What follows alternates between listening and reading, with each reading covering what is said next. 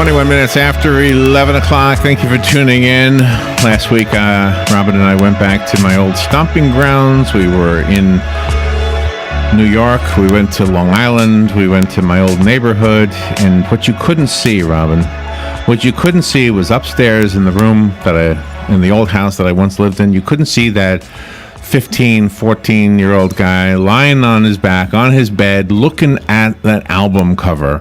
Oh my gosh, I was such a geek when it came to collecting records, and I was always in the city getting vinyl of some sort or another, and my friends were kind of into it too. And so when I saw this book, Uncommon People, The Rise and Fall of the Rock Stars by David Hepworth, I was like, oh my gosh, this is like right up my alley.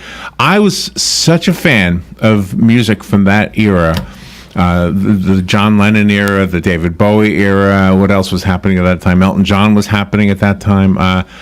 I felt like those guys were literally my friends. That's how intense and personal those little round discs of plastic somehow made me feel like the people on that plastic were actually my friends. Gosh. And then as I got older, I realized they don't owe me anything. I actually stood outside of John Lennon's home, the same place where he got shot and killed, by the way.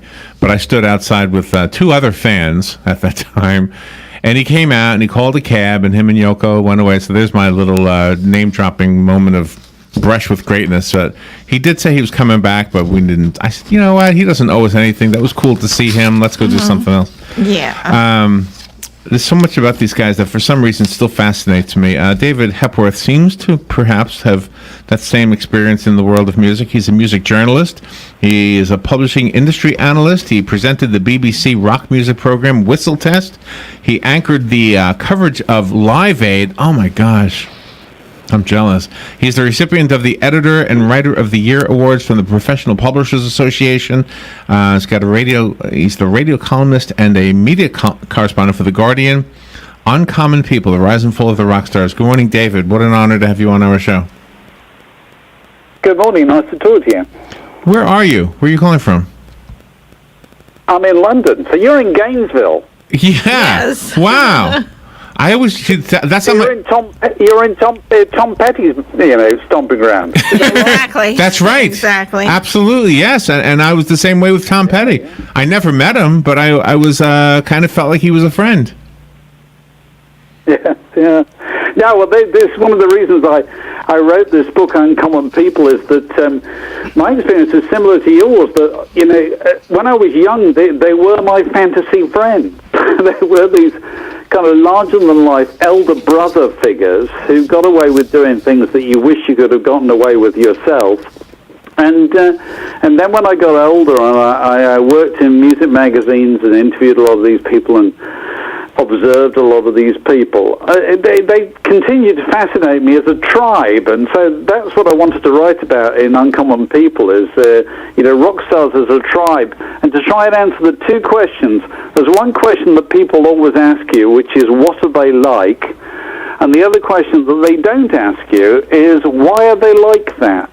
And so that's what I've tried to do in this book, Uncommon People, is to write about that development of the idea of a rock star over a period of about 40 years, from where it starts in the mid-50s and when it finishes, I think, in the mid-90s. Is that right? Now, from the outside looking in, it looked like the more bona fide the rock star was, the more real he or she became. In other words, the ones that didn't quite climb the ladder, they were still putting on this air of phoniness, but the John Lennon's, like almost he even seemed to let go of it. He didn't even want it anymore. Well, I think some of these people managed to convince us. I think it was a little bit, our relationship with rock stars is a little bit like our relationship with sporting teams. That it's my team, right or wrong. You adopt them from an early age, and then you stick with them through thick and thin. And very often you might go and buy a record by one of these people, and you very often buy it without having heard it first. And you might have taken it home and actually secretly been disappointed with it. Yes. But you wouldn't have admitted that to anybody at all. Because that's they true. were your guy. That's true. You were on their theme. And so, that was one of the things that I wanted to explore in this book, is that is people's relationship with a rock star. Because we wanted these people to be enormously successful, and yet we didn't want them to get so big that we couldn't get near them ourselves. Of course, that's inevitably going to happen, We wanted them to continue to prosper, but we wanted them to remain forever young, which, of course, they can't do, Yeah. So we kind of ask of them impossible things. And so it's not surprising that some of them fell by the wayside over the period of time covered in the book. And then you point out this is Spinal Tap, about the absurdity of middle-aged men trying to still be the rock stars. Yeah. Well, I wanted to, like I've done one musician or one band per year between 1955 and 1995, and I couldn't resist putting Spinal Tap in, although we know Spinal Tap were not real. Right. But when Spinal Tap introduced the idea that rock stars were kind of essentially quite funny, Yeah. once that idea is escaped, you never get rid of it. You know what I mean? Once you look at these guys in spandex, and they're kind of in their 40s and their 50s, you just think, that's hilarious. Yeah. So that idea of the rock star as a joke has joined the idea of a rock star as a tragic hero, the rock star as a kind of thought leader, the rock star as a kind of, ladies' man, all these things.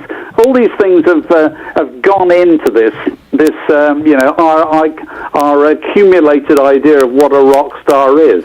But yes, so I was very pleased to be able to put Spinal Tap in there. And even I think though I had to invent a fictitious date.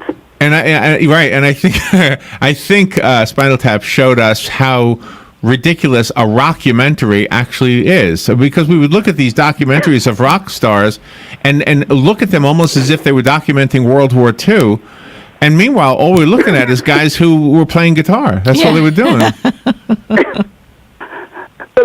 But also, the beautiful thing about Spinal Tap is that they're so much kind of just middle-aged men. They're kind of confused middle-aged men with haircuts that don't fit their faces at all, because they've kind of grown too old for them. Yeah.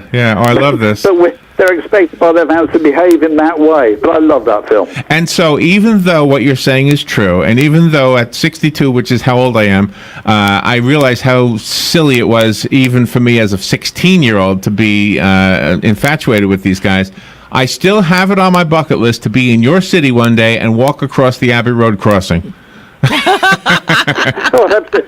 You and millions of others. You know that they now have a 24-hour camera trained on the zebra crossing.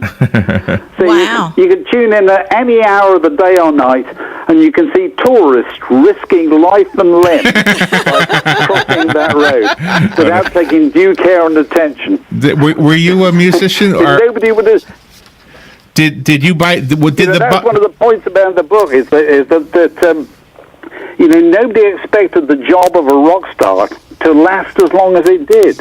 It was supposed to be the thing that was all over by the time your teens were done. But no, these things continue forever. It's amazing. The book is called Uncommon People: The Rise and Fall of the Rock Stars. It's a very insightful and different look at this whole world of rock. And I'm disappointed that rock stars are history now. And I think you're right that they are. I don't know what genre you call the newer artists, but it's not rock. It's something different. Well, I think we're probably in the hip-hop era now. We're, if anything, coming to the end of the hip-hop era, and there'll be something else after that. Yeah. But rock and roll went the way of the dance bands. It can't last forever. Yeah. Well, it was fun while it lasted, wasn't it? Absolutely. And I got a good book out of it. You did. It is excellent. I actually have a copy of the book. This is one of those that I would love to keep, but I'm not going to. Give me a call if you want the copy that was sent to us. I'll buy my own copy. I found it on Amazon. By the way, you're number one, on Amazon. Oh, really? Yeah. Let me see if I can find it. Yeah. Let me see if I can find it. Do you have a second, or do you have to run? Let's see. Yeah, well, hang on. Just don't disappoint me after all this. You're number... Don't say, I'm sorry, I had it wrong here. 101. Okay, you are number 1 and number 2 and number 3 in the musical philosophy and social aspects. Number 1 is your hardcover, number 2 is your Kindle, and number 3 is your Audible audio edition. Nice. Good for you. Wow. Congratulations. I'll try not to let it go to my head. Oh my gosh, we could have talked forever about this topic. I love this topic. David Hepworth, thank you for being on the show with us today. Thanks for having me. All right, we will be right back.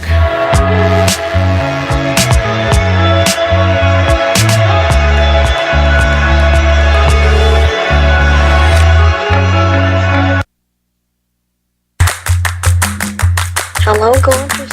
Hi, this is Becky at Hello Gorgeous Salon. We are located in the heart of downtown Ocala, right next to the historic Marion Theater. I'd like to invite you to stop by and see our new boutique area